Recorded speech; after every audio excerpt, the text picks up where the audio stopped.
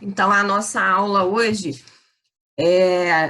vamos falar sobre pele e tecido subcutâneo. A gente vai falar em relação à pele e tecido subcutâneo das patologias que são mais prevalentes e que fazem parte um pouco da rotina do serviço de cirurgia, porque nós fazemos muitos pequenos procedimentos, não só, né, procurados pelo paciente, que vocês vão ver,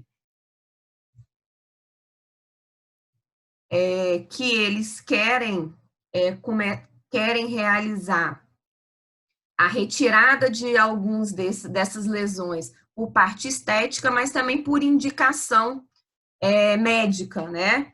Pacientes em que essas lesões têm algum aspecto irregular, algum aspecto que pode ser uma doença pré-maligna, acabam chegando ao serviço de cirurgia para podermos realizar essa avaliação e na grande maioria das vezes, ressecção dessas lesões.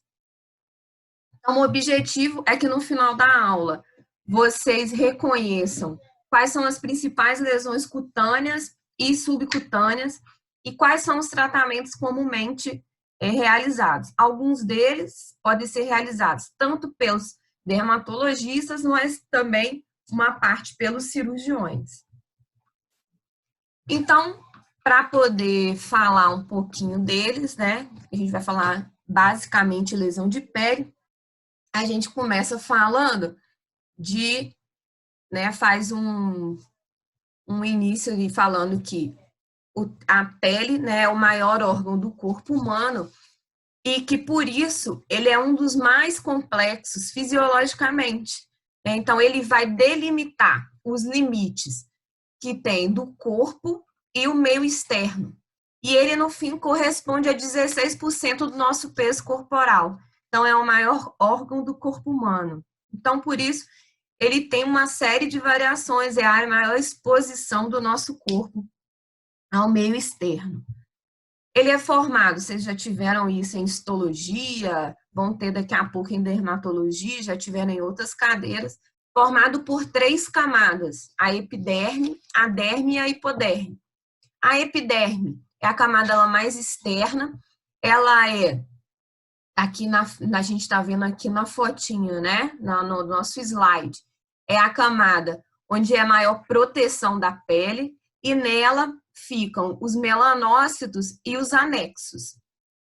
A camada intermediária é a derme, né? Aqui a gente vê que ela é composta, ó. Ali a gente tem os folículos pilosos, as glândulas sebáceas, as glândulas sudoríparas, elas são formadas, essa camada é formada de colágeno e de elastina. E a última camada, que é a hipoderme, ela é a camada mais profunda, essa aqui que liga, que ela liga a derme e a epiderme ao resto do corpo. Essa parte aí, ela é formada de água e gordura, né? Ela faz essa conexão da parte interna com a parte externa do corpo. E, além disso tudo que eu já falei, o que é importante é que a nossa pele, ela tem algumas funções.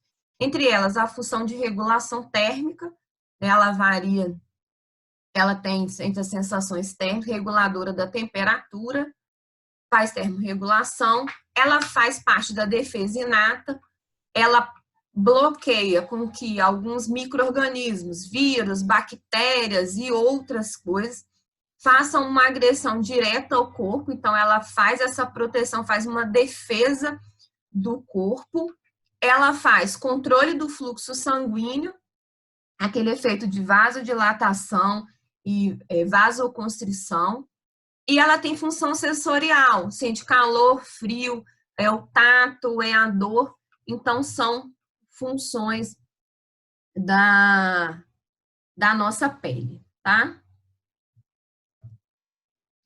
E aí a gente começa na primeira lesão. A primeira lesão é a ceratose seborreica. A ceratose seborreica, elas são lesões epiteliais, elas são superficiais, elas frequentemente são pigmentadas, como a gente vê aqui na foto. Elas são, em geral, verrucosas mas podem apresentar em algumas umas pápulas lisas. Então, vocês veem nas duas fotos que elas têm um aspecto um pouco diferente. Dentro, no mesmo paciente, elas têm uma diferenciação, uma verrucosa e uma mais lisa. São tumores epiteliais benignos, são frequentes. Elas são lesões múltiplas de caráter familiar e elas são lesões, né, são placas que elas vão variar de tamanho, desde lesões pequenas, que podem evoluir progressivamente, podem crescer, e podem ser lesões já começar com um aspecto maior. Essa superfície é variável, como eu falei anteriormente, pode ser verrucosa, granulosa, ela pode se apresentar na forma de cistos, perdão, passei sem querer. E as localizações mais frequentes são face, couro cabeludo, tronco e nas extremidades inferiores. A cor pode variar. A primeira figura é mais ou menos da cor da pele, é mais pardo, mais acastanhado. A segunda já é uma lesão mais escurecida, então elas podem ser essas lesões mais enegrecidas mesmo. Isso é uma variação comum dentro da ceratose seborreica. Acomete principalmente a partir da meia-idade e a grande parte. Pessoas idosas apresentam muito esse tipo de lesão da ceratose seborreica.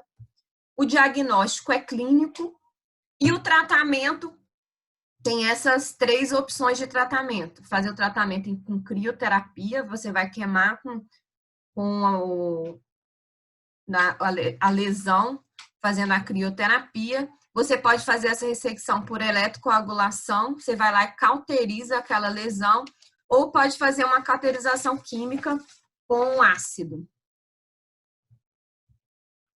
O ceratocantoma é uma lesão, é um tumor cutâneo epidérmico. Vocês estão vendo, é uma lesão que às vezes assusta, tem um aspecto mais feio, então as pessoas ficam preocupadas de ser uma lesão maligna, mas obviamente é uma lesão benigna, tá? Ela é uma lesão normalmente única. Eu tenho na primeira paciente aqui, na primeira foto, é uma lesão no dorso da mão, e essa outra lesão aqui no ângulo do olho.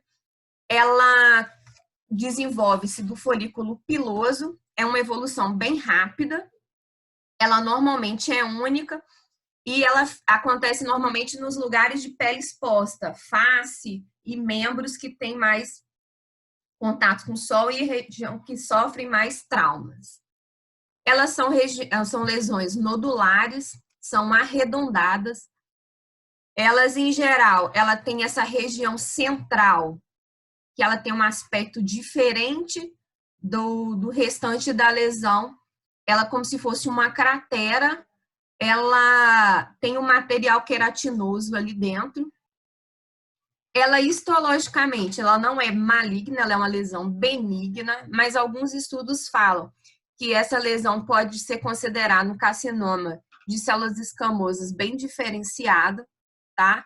Mas não tem aspecto de malignidade, apesar dessa semelhança histológica, tá bom? E ela normalmente se resolve espontaneamente, ela evolui em alguns meses até anos. Em alguns pacientes, devido ao aspecto da lesão, eles preferem realizar a retirada dessa lesão, que acontece por excisão cirúrgica, tá? Então, a gente vai fazer uma ressecção, normalmente, faz uma ressecção elíptica, né, em torno da lesão, como vocês estão vendo aqui, ó. Fez uma elipse na segunda foto e resseca esse tumor, tá? Ele é ressecado e mandado para o histopatológico para confirmar, né, confirmação desse diagnóstico do ceratocantoma, mas clinicamente você, pelo aspecto, já nos dá para a gente fazer o diagnóstico dessa lesão. A próxima lesão é o nevo, a gente vai falar agora bastante de nevo, que é o mais comum dessas lesões epiteliais. Esse nevo, elas são máculas, podem ser pápulas, podem ser lesões nodulares, e essa podem estar ou não associadas à papilomatose. que são essas verruguinhas, né? Uma forma mais grosseira de falar, essas verruguinhas menores que ficam em torno da lesão maior. Elas podem ser da cor da pele, ou elas podem ser mais pigmentadas, amarronzadas, castanho mais claro, castanho escuro. Essa variação de cores é normal. Podem ser congênitas, você já nasce com essa lesão, mas você vai adquirindo normalmente ao longo do tempo. A grande maioria dos indivíduos tem algum tipo de névoa, tá? Pode localizar em qualquer parte do corpo, não tem locais específicos, não tem local mais comum, pode estar espalhado de face até a extremidade. Ela, às vezes, em algumas lesões desses névoos, vocês podem perceber que tem um pelo no meio dessa lesão, tá? Isso aí também é considerado comum nas regiões terminais aí, apresentar um pelo no meio do névoa. E para tratar definitivamente esse névoa, o procedimento mais indicado é ressecar esse névoa cirurgicamente, né?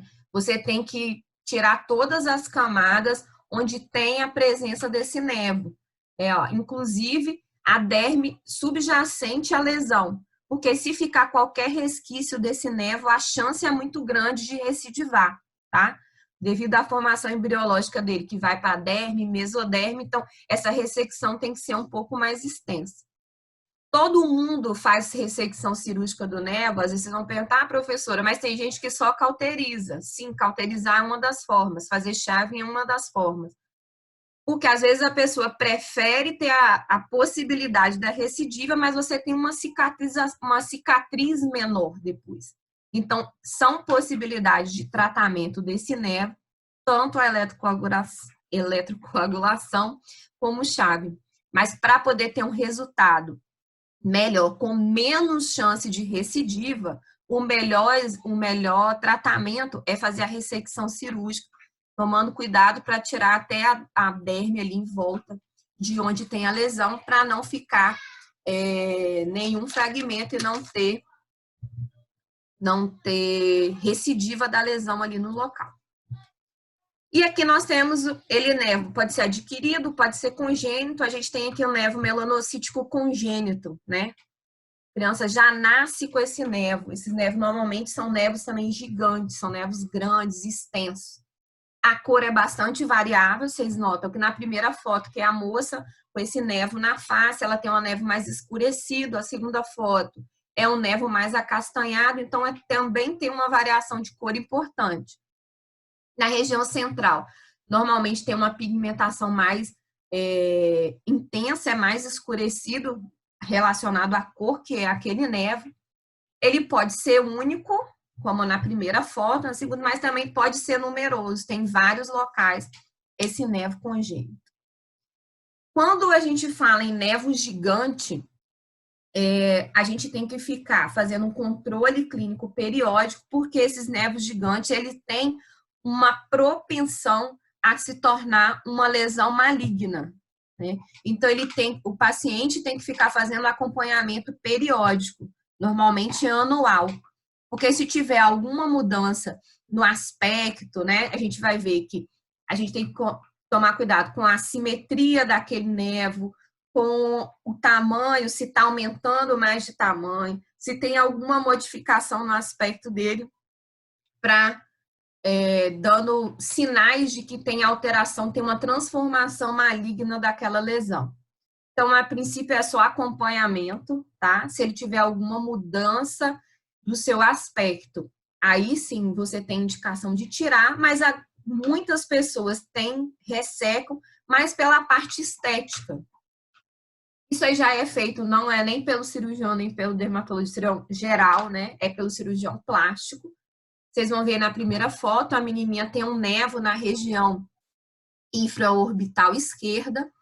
E aí foi colocado na foto B um expansor de pele na região frontal, porque ele vai liberar aquela pele que vai ser posteriormente usada para depois que tiver a ressecção desse névoa, ele fazer um retalho naquela região. e no final, aí na foto D, é o resultado dela já depois de adulta, né? Depois da ressecção desse nervo. Então, a parte estética também incomoda, às vezes, muito o paciente, pode ser uma indicação da icterícia desse nervo. E os nervos mais comuns do nosso dia a dia, aquele que chega lá no consultório, é que o paciente, eu tô preocupado, doutor, eu preciso tirar, eu não preciso tirar. A dermatologista falou que ia observar, ou ela mandou tirar, é coisa da nossa rotina. Vocês que estão no começo da faculdade, às vezes um parente, um vizinho, eu preciso tirar aquela lesão ou não, normalmente são esses nervos que a gente vai falar agora. Eles são uma sequência evolutiva. Começa no juncional, vai para o nervo composto e depois vai para o nervo intradérmico.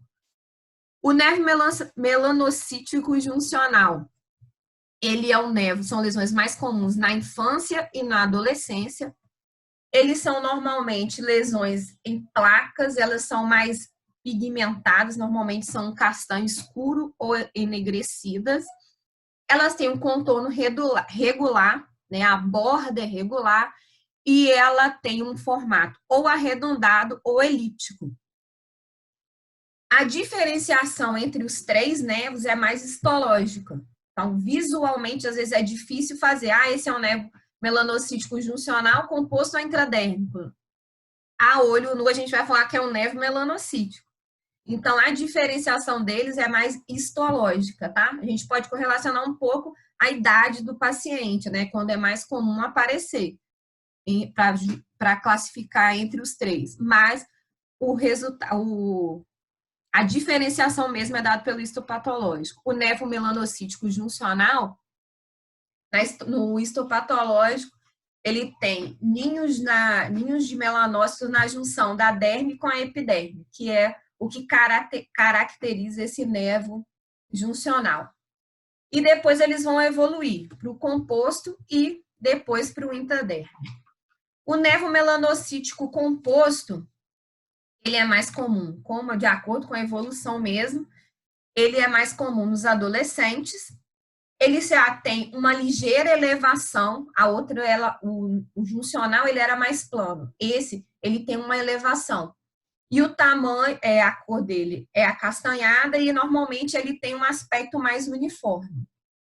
Eles são arredondados e simétricos, então, bordas simétricas, normalmente é a característica e a simetria, né, é a característica de uma lesão benigna. E a diferenciação histológica é que eles estão agrupados na junção dermo-epidérmica e na derme também. Tem essa junção dos melanócitos. E o último, né, nessa sequência, então começamos na criança, chegamos no adolescente e por fim no adulto. Então, o nervo melanocítico mais comum no adulto é o intradérmico. Ele é mais, vocês viram que os outros são mais planos, começa no plano, vai aumentando um pouquinho. Esse, ele é mais elevado. Vocês notam na foto aí que ele é um pouco mais, tem um relevo maior em relação à pele. Pode ser liso e verrucoso, isso aí altera. E tem outra característica, como ele eleva-se acima da pele, ele pode ser pedunculado ou ele pode ser sesse, que é aquele nervo que fica balançando, né? Tem só um pezinho embaixo pedunculado. A cor varia, pode ser de castanho a rosa e clarear com a idade. E a diferenciação histológica é que os melanócitos nesse tipo de nervo estão localizados na derme. Então, houve a evolução do juncional para o composto, para o intradérmico, nos nervos melanocíticos comuns. E aí a gente chega nos nervos atípicos. Eles são nervos melanocíticos benignos. Eles têm as bordas mal definidas, diferente dos anteriores, né? São irregulares e eles têm cores bastante variadas, né? Eles podem variar as suas cores de marrom, acastanhado, negro e pode até um nervo azul, né? São nervos atípicos. Qual que é o problema desse nervo atípico? eles são precursores de melanoma maligno, podem ser lesões pré-malignas. Então, pode desenvolver a partir dessa diferenciação, essa diferenciação da arquitetura dele, ele pode se transformar em uma lesão maligna.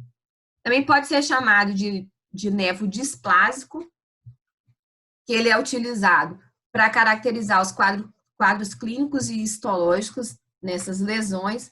E o diagnóstico pré-displásico, ele depende de duas características. Uma obrigatória, ele tem que ter um diâmetro maior que 5 milímetros e um componente plano proeminente. Então, ele vai ter essa característica em qualquer um, associado mais uma dessas três características que estão abaixo. Ele tem que ter, ou junto com esse diâmetro maior que 5 milímetros, um contorno irregular e assimétrico, ou uma borda pouco distinta, ou uma pigmentação variada. Se você tem esse nevo, por exemplo, um nevo azul, ele tem um diâmetro maior que 5 milímetros, tem um componente plano proeminente e ele é azul, então ele tem duas características para ser um nevo displásico. A primeira medida, quando a gente se depara com esse nevo atípico, é fazer um controle evolutivo. É uma avaliação anual para continuar avaliando, vendo se tem alguma alteração nova nesse nevo. E os critérios para poder retirar esse nevo são profilaxia, né? São profiláticos para você ver se pode ser que essa lesão seja uma lesão pré-maligna, então você vai e já resseca, tem um aspecto diferenciado, então você já faz a ressecção, a retirada cirúrgica. Estético, às vezes o paciente não gosta daquela lesão, acha feio, quer tirar e, né, junto e com isso a solicitação do paciente, que é quando ele quer, ele fala, não, por mais que você justifique, é só acompanhamento, ele fala que você não, eu quero tirar, então também é considerado uma justificativa para a retirada dessa lesão. Esse nevo atípico, por ele ser uma lesão com suspeita de malignidade, ele tem que ser retirado por uma biópsia, uma ressecção, né, uma biópsia excisional. Tem dois tipos de biópsia, a biópsia incisional, vocês vão ver também na próxima aula. Incisional é quando eu tiro um fragmento daquela lesão, tá? O restante fica. Para poder ir para histopatológico e depois eu avaliar o resultado, ver se eu preciso estender aquela ressecção ou não. E a biópsia excisional é quando eu já resseco o fragmento por completo, tá? Então, a biópsia, no caso dos nevos atípicos, você tem que fazer uma biópsia excisional. Você resseca, faz uma elipse em torno da lesão, com uma margem de segurança, tanto lateralmente quanto profundamente. Porque se essa lesão vier com, né, confirmado alguma lesão maligna, você já ressecou, o paciente está livre daquela lesão. E aí a gente chega mais no grosso do nosso ambulatório. A gente tem ambulatório de pequena cirurgia. E nesses ambulatórios de pequena cirurgia, a gente tem um volume muito grande de procedimentos. E nesses procedimentos, a gente faz a ressecção dessas lesões no geral, mas o maior volume são os cistos e os lipomas. São as duas lesões que eu vou falar agora para vocês, tá? Que são comuns no nosso dia a dia. O cisto, ele pode ser classificado em epidérmico, dermoide e tricolemais. Ele também, essa diferenciação a gente não consegue fazer a olho nu, a gente faz essa diferenciação histologicamente, tá? Então, se chegar lá, você não precisa colocar que eu tenho cisto dermoide ou cisto tricolemal, não. Você pode colocar que você tem um cisto dérmico. Que aí, quando você enviar essa lesão para avaliação histopatológica, você vai fazer essa diferenciação. Tem alguma grande importância diferencial em um outro ali? Não. Eles não são lesões, elas são lesões benignas e não têm grande importância em termos de recidiva, malignidade em relação aos cistos, não.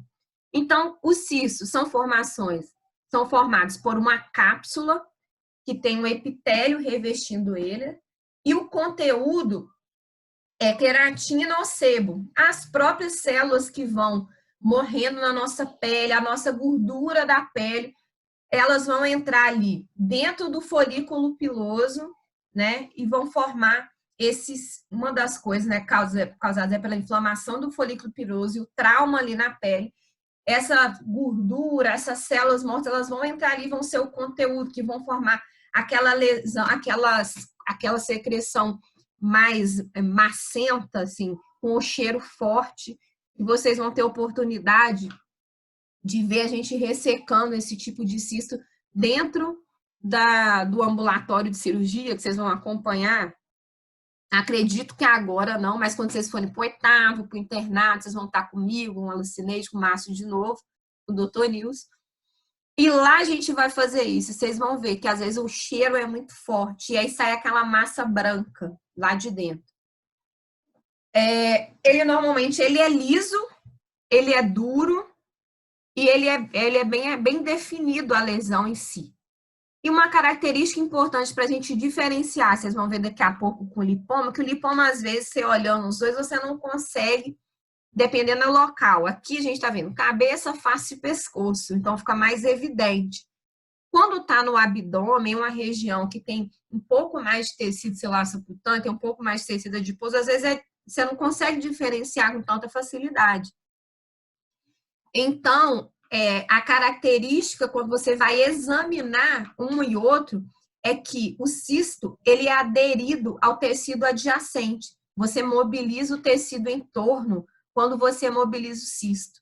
E o lipoma não, tá? Ele não é aderido ao tecido adjacente. Pode se localizar na face, no pescoço, nas costas, no escroto. Então, tem uma série de locais onde você pode achar um cisto dérmico, né? Aqui, cisto dermoide, normalmente ele é formado na região de face, ele tem ele é formado quando tem um fechamento da linha embrionária, ele fica um espaço ali, e nesse espaço fica propenso à formação dos cistos. Cisto triconomial, ele acontece mais em região de couro cabeludo. Então, como eu já tinha falado, no exame físico é difícil diferenciar um cisto do outro. Todos são nódulos subcutâneos, paredes finas, contendo material branco e cremoso. Então, a gente não consegue fazer essa diferenciação macroscopicamente. Então, a diferenciação entre eles vai acontecer no histopatológico. É rotina no nosso serviço, e a gente adotou isso também para a nossa rotina de consultório. Todo paciente que chega com a lesão, por mais que eu sei, é um cisto, a gente envia esse material para o histopatológico, porque fica um diagnóstico mais fechado. Caso você, às vezes, essas lesões, por exemplo, aqueles nervos lá, por mais que tenha um aspecto típico, não é uma coisa da minha rotina. Às vezes tem algum diferencial. O dermatologista tem um dermatoscópio, que ele consegue ir lá e olhar de forma mais fidedigna aquela lesão e ver alguma alteração que eu, a olho nu, sendo cirurgião, não percebo. Então, a gente envia esse material para o histopatológico para confirmar que tipo de lesão que se tem algum aspecto de malignidade.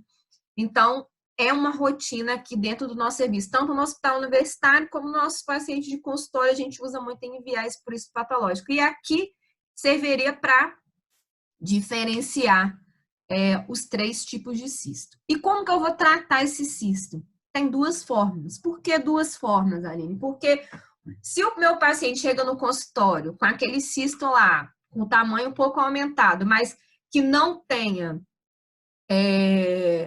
nenhum tipo de infecção, eu vou ressecar aquela lesão. Mas se ele chega lá, às vezes ele chega no pronto-socorro, fala, doutora, eu tinha um caroço, e esse caroço começou eu espremi, a grande maioria, a queixa é essa, ou bateu alguma coisa, eu espremi, tá vermelho e tá doendo muito. Quando você olha, tem todos os sinais logísticos que aquele cisto está infectado. Então, quando ele não tem infecção, eu vou fazer a ressecção completa do cisto. Quando eu tenho infecção, eu só vou drenar aquele cisto. Então, aqui é um cisto sem infecção, você faz uma incisão elíptica, em cima do cisto, né? Normalmente ele tem um orifício na região central, você faz um scalp ali e vai fazendo uma divulsão, lembra? Que é afastar. Aí eu vou afastar a cápsula do cisto do tecido subcutâneo ali. Vou soltando, divulsionando. Posso fazer também com cautela essa ressecção para evitar também de fazer hemostasia ao mesmo tempo.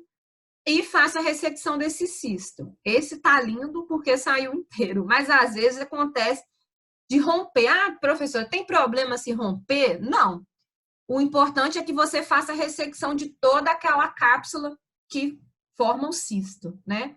Fez, olhou, fez hemostasia, porque se você não fizer uma boa hemostasia, ele pode formar um hematoma ali, lembrando as nossas outras aulas, e isso pode atrapalhar na cicatrização, né? Pode ser um local que pode desenvolver uma infecção ali no pós-procedimento, é um pequeno procedimento, mas pode infectar, tá? Então a gente tem que tomar todos aqueles cuidados.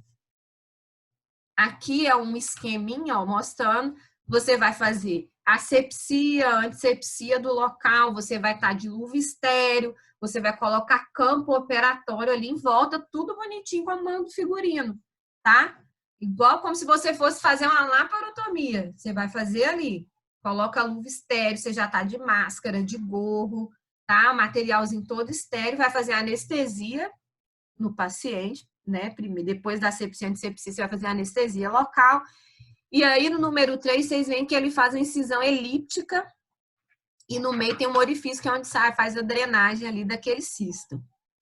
Vai, levanta o scalp e você vai divulsionando ali com aquela em volta até ressecar todo o cisto, né? E no final faz a sutura da pele. Ah, mas aí chegou lá, é aquele que foi no pronto-socorro. Às vezes ele vai até no seu consultório. Chega lá e já foi no pronto-socorro, mas aí mandaram procurar um cirurgião para ver o que resolvia. Isso acontece rotineiramente. O cisto está infectado, aí tá vendo? Ó, tá vermelho, tava quente, tá com dor. Quando você olha, quando você palpa, ele tem sinal de flutuação, tá amolecido. Sinal de flutuação é quando você palpa a lesão, ela tá amolecida, né? Como se tivesse líquido ali dentro. O que eu vou fazer? Drenar. Eu, particularmente, faz asepsia, eu faço um pouquinho de anestesia. Às vezes não é muito eficiente, né? Mas faz um pouquinho de anestésico e faço a ruptura daquela cápsula ali, tá? Faz a curetagem, né? Você limpa ali, né? Tira aquele conteúdo ali de dentro, lava lá dentro e deixa aberto que vai cicatrizar para segunda intenção. A grande maioria fica ali a cápsula e vai formar novamente um novo cisto naquele local, tá? Você não fecha porque é um local infectado. Você vai fechar, vai formar um abscesso ali porque você fechou, a bactéria estava ali dentro. Então, você deixa aberto, orienta o seu paciente a lavar, fazer curativo diário, tomar conta como se fosse uma ferida qualquer infectada, uma ferida pode ser cirúrgica, né? Infectada. E aí a gente sai dos cistos e vai para o lipoma. São eles os dois grandes, pequenas cirurgias que a gente faz. O lipoma, ele é um tumor benigno, ele é formado de gordura, você não tem uma porquê, né, a causa em si dessa formação desse lobo de gordura, né, são lóbulos de adipócitos formados por uma falsa cápsula, né, uma cápsula fibrosa, mas ele não tem uma cápsula verdadeira igual os cistos epidérmicos que a gente acabou de ver. Então, ele fica um aspecto como se tivesse uma cápsula bem fininha, envolvendo. Você nota que a diferença daquela gordura do lipoma e do tecido celular subcutâneo, que está em torno daquele lipoma, ela é diferente, tá? Ele está bem aglomerado. Ele tem um aspecto fibroelástico, ele é indolor. Ele cresce lentamente, geralmente não dói. Algumas exceções, alguns pacientes referem que ele dói. Depende da localização que pode estar, tá? Pode ser únicos, geralmente são, mas tem pacientes que têm mais de um ao mesmo tempo. Eles podem recidivar, tá? Você faz a ressecção, dá um período, o paciente volta, porque voltou ou no mesmo lugar, ou que já está aparecendo em outro lugar esse lipoma. E ele pode ser, tá localizado no subcutâneo, pode estar abaixo da fáscia. Se ele estiver abaixo da fáscia, ele pode estar dentro do músculo, né, entre as fibras do músculo, ou entre a face e o músculo ali. Então, tem localizações diferentes. Às vezes você acha que é bem superficial, mas ele é um pouco mais profundo quando você vai fazendo a ressecção do lipoma. Pode estar no braço, no tronco, no pescoço, pode estar no abdômen também, tá? No tórax. Esses três são os locais mais comuns de serem encontrados. A pele, nesse local, como eu falei, na outra, ela se desloca sobre ele, não é igual ao cisto sebáceo. O cisto sebáceo, a pele desloca junto com o cisto sebáceo. O lipoma não, a pele escorrega, assim, como grosseiramente, escorrega por cima do lipoma. Não está grudado, não tem aderência entre um e outro. Aqui são lipomas, tem um aqui volumoso no dorso, um na região supraclavicular, mais na região do dorso, no pescoço, e aqui na região do deltoide dessa quarta foto. Esse aqui foi um procedimento que a gente realizou lá no ambulatório de cirurgia, mas foi junto com os internos do internato desse módulo agora. A paciente chegou com lipoma para realizar a retirada. Então, viu que a gente coloca o campo operatório, todo mundo de luva, bonitinho, material estético, já tinha sido feito a asepsia, antisepsia, colocado o campo, foi feita uma incisão. O lipoma, a incisão é diferente da incisão feita no cisto sebáceo. No cisto sebáceo, a gente faz uma incisão elíptica, faz um scalp, né? A gente retira aquele fragmento de pele e depois vai divulsionando em torno do cisto para poder soltá-lo. Aqui no lipoma, a gente faz uma incisão linear, não precisa fazer elíptica, e aí abre a derme toda até chegar no tecido celular, pele até chegar no tecido celular subcutâneo.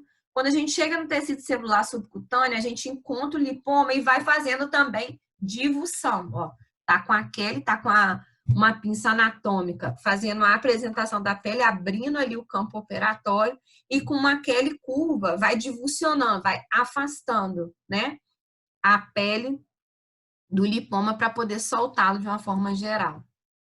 Aqui a gente tem, na primeira foto, um afastador de Farabeuf. O dedo tá ali, tem um dedinho ali rodando, soltando. Ele também ajuda a gente a fazer essa dissecção, né, para soltar esse lipoma do tecido ao entorno, né? O afastador permite um campo maior, né? O afastador de Farabeuf, para ir lembrando as aulas anteriores. E aqui no final, o lipoma já ressecado em cima da compressa, tá? Esse lipoma, ele vai também para avaliação histopatológica. E qual é a diferença? Olha, aqui eu tenho um lipoma volumoso na região supraclavicular, no caso esquerda do nosso paciente. Ele não é nosso paciente, mas esse lipoma aí do lado foi de uma paciente que a lesão dela era semelhante a desse paciente, do paciente da foto, era uma mulher. Ela tinha uma lesão que foi crescendo progressivamente ao longo de vários anos. Ela falou que no início não incomodava, ela nunca sentiu dor, nunca sentiu nada. Inclusive, quando a gente foi ressecar a lesão, ela não sentia dor, não reclamava de momento algum de dor, porém estava incomodando ela esteticamente. Só que quando a gente fala em lipomas gigantes, a gente tem mais uma preocupação além da estética. A gente tem que diferenciar essas lesões maiores de sarcomas, hipossarcomas e fibrosarcomas. Então, ele não é que seja... Aqui a gente confirmou, foi para o histopatológico, é uma lesão benigna, mas pela aparência, pela evolução, pode se confundir com um tumor maligno. Então, lesões maiores de que 8 centímetros, ela tem que ser realizada uma ressecção, não pode fazer ambulatorial, tem que ser ressecado com o maior cuidado, com maior margem de segurança, lá no centro cirúrgico, tem que ser enviado com, né, mais um motivo para ser enviado para o histopatológico, porque a gente tem que diferenciar dessas lesões malignas, principalmente os sarcomas e os lipossarcomas, tá? Eu recebi um paciente no ambulatório para poder contar histórias da nossa rotina, para vocês verem que acontece isso. Ele tinha, eu tenho até a foto, eu não coloquei aqui. Ele tinha uma lesão na panturrilha e vinha acompanhando como lipoma, tá? E quando você tem lipomas gigantes, né, grandes, de crescimento, eles às vezes têm uma evolução diferente, eles podem se desenvolver com uma velocidade maior do que os outros, né? Quando ele tem um aspecto de malignidade, quando é uma lesão maligna. Ele veio acompanhando, fazia acompanhamento no posto e tratando como se fosse um lipoma, veio encaminhado a um ambulatório de cirurgia, que o médico do posto, o último que o atendeu, resolveu pedir uma ressonância da perna, porque ele falou que o lipoma estava grande e estava dando um pouco de desconforto na hora que ele deambulava. Aí o médico pediu um exame, foi feito o exame de imagem. Quando ele chegou com o exame de imagem, o exame de imagem já sugeria que era uma lesão maligna, tá? Então, assim, veio tratando, perdeu o time, né, de operar para ser curativo, né, que ele não foi operado, ele foi operado, foi ressecada essa lesão, mas ele era um sarcoma na panturrilha direita que ele tinha. Esse paciente ressecou, foi para a radioterapia, mas depois não voltou mais, eu não tenho mais notícia. Mas assim, é para comparar com vocês como que uma lesão que normalmente é benigna pode ser confundida e ser um tumor maligno quando a evolução é muito rápida e quando ele é muito grande. Onicocriptose, tem um monte de gente que tem pavor quando fala que vai tirar a unha lá no ambulatório. Um monte sai da sala, começa a ver, não consegue, fala que tem angústia com tirar a unha. Mas acontece que a unha penetra ali na lateral do tecido mole da unha, até aquela basicamente a unha encravada, e vai fazer uma inflamação ali naquele tecido mole, vai se formar um granuloma ali naquela região, né? E aí essa unha vai estar, normalmente faz processos infecciosos ali no local, o paciente tem muita dor, o paciente se sente muito incomodado com aquela lesão, não consegue causar. Não, a Vanessa perguntou se eu considero lipossarcoma quando é maior que 8 centímetros. Não, ele pode ser uma lesão benigna, mas por ter um crescimento maior, Vanessa, então ele pode pode ser uma lesão maligna, mas não posso considerar. Ele pode ter 10, 15 centímetros e ser um lipoma benigno, tá? Mas você tem que tomar mais cuidado, você tem que ressecar com maior cuidado e ficar de olho nesse resultado desse histopatológico, tá bom? Eu não sei se voltou um pouquinho aqui nessa parte de lipoma. Vocês lembram na aula de segurança do paciente, um vídeo que a gente assistiu, aquele lado americano sobre segurança do paciente, falando que eles tinham que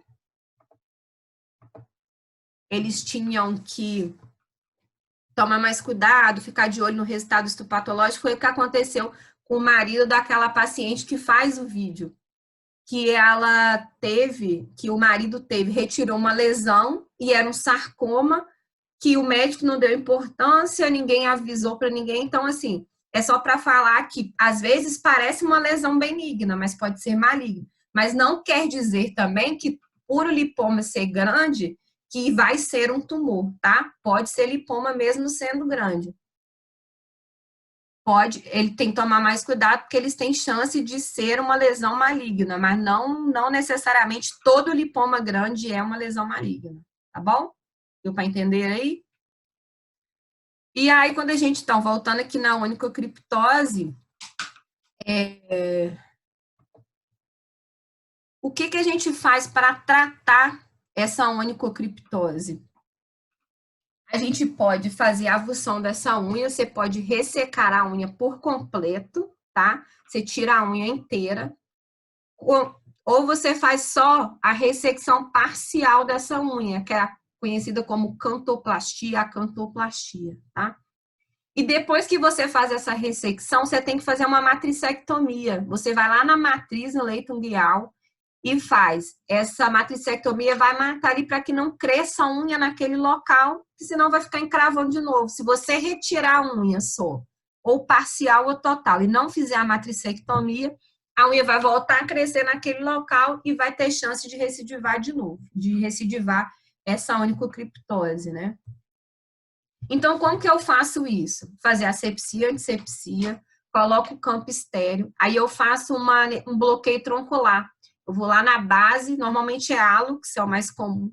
Vou lá na base do hálux, faço anestesia ali, faço todo o fecho, vou do lado, do lateral, faço como se fosse um leque para bloquear toda a inervação, vou do lateral de um lado ou do outro e faço todo um bloqueio ali, faço bloqueio troncular.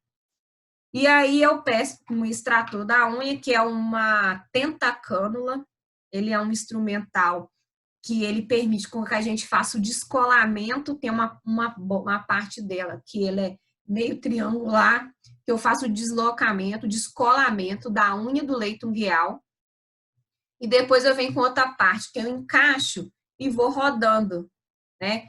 Igual como se fosse um abridor de lata, eu vou rodando e aí eu resseco aquela unha. Aqui fala em eventual sutura quando a gente faz só parcial, mas não é comum, a gente deixa ali aberto. E o que a gente faz depois disso? Tirei a unha, lembra que tem aquele tecido, aquele granuloma ali em volta?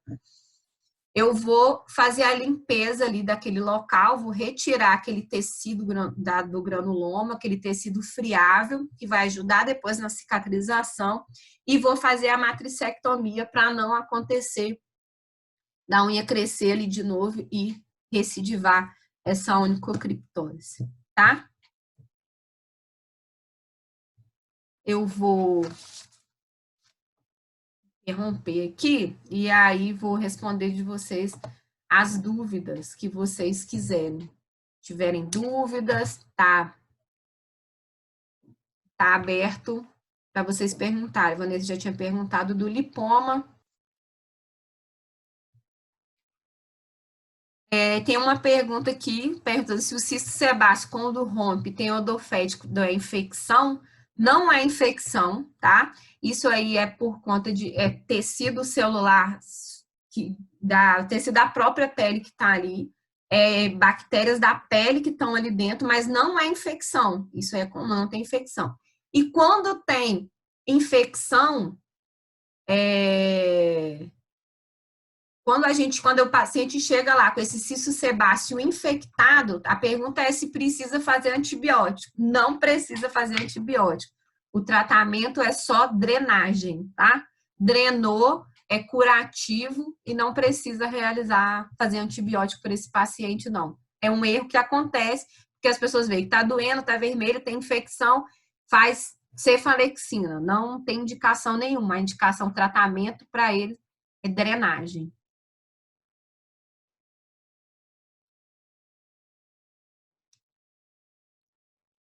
Mais perguntas?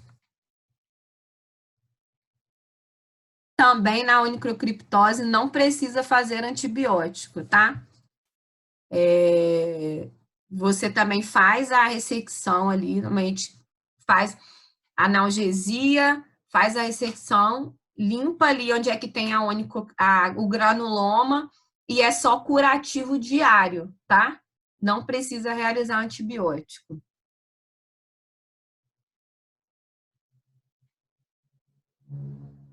Espera que eu tô lendo aqui, tá? Os nervos são divididos.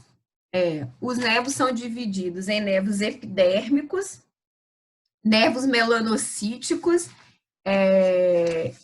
e nervos atípicos. Tem várias divisões. Aí dentro do epidérmico, dentro do melanocítico epidêmico. Pode ter congênito, pode ter adquirido, tem várias divisões. Quando chega um paciente se queixando de um nódulo a olho nu, como vamos diferenciar cisto e lipoma? Pela localização e pela palpação. É pelo exame físico. Você vai lá olhar, lembra? Quando você nota que o cisto sebáceo, ele tem um aspecto mais arredondado, ele é mais superficial, tá? O lipoma, ele pode ser mais profundo. O cisto sebáceo, quando você mobiliza a pele, que está em volta daquele cisto sebáceo, ele mobiliza junto. E do lipoma, não. O lipoma, a pele passa por cima, não é aderido, não é como se tivesse uma aderência ali, tá? O cisto sebáceo, ele é um pouco mais endurecido. O lipoma, ele é mais mole, é mais fofinho. A gente fala que ele é fibroelástico. Então, são as diferenças, é mais no exame que você consegue diferenciar o lipoma do cisto sebáceo. A localização, não, porque a localização, eles podem acontecer tanto em membros superiores, membro inferior, tórax, abdômen, tanto um quanto o outro pode acontecer em qualquer parte do corpo, tá? O lipoma não é muito comum em couro cabeludo, o cisto sebáceo é mais comum em couro cabeludo.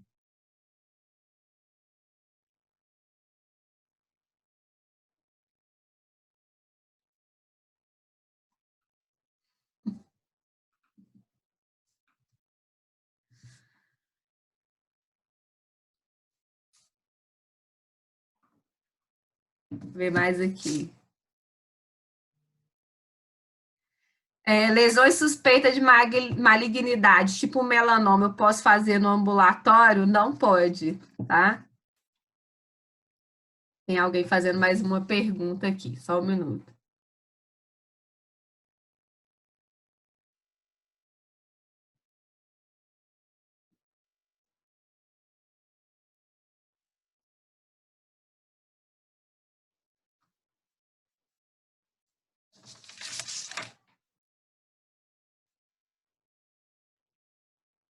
Achei que estava escrevendo. Mais pergunta? Sempre que a gente volta lá e vai fazer ressecção de lesão maligna, a gente tem que fazer no centro cirúrgico, tá? Em caso de cisto infectado, você falou que tira a cápsula e deixa aberto para cicatrizar por segunda intenção. Eu oriento o paciente a lavar. Nesse caso, seria indicado antibiótico profilaxia? Não. O cisto sebáceo infectado, na verdade, você não. Quando você vai curetar, você vai limpar dentro do cisto, depois de aberto, feito uma incisão para drenar na pele e na cápsula. Quando você está limpando, a cápsula sai, mas não necessariamente em todos você sai. E você não precisa fazer antibiótico profilaxia, não, tá? Nenhum tipo de antibiótico. O tratamento para cisto infectado é só drenar. Drenar, você pode fazer calor local ali depois, ou antes, se tiver no início, não tiver área de flutuação, e limpeza do local, né? Lava água e sabão, lava dentro da ferida e limpa com álcool 70 em volta. Mas não precisa fazer nem antibiótico profilaxia, nem antibiótico terapia nesses pacientes, não. Vocês viram que é drenar. Drenou, tá resolvido o problema. E acompanha para você ver como está indo a evolução. Porque às vezes aquela borda ali fecha, recoleta o conteúdo infectado e aí você tem que abrir de novo para continuar a drenagem, tá? Então, drenagem e faz acompanhamento desse paciente.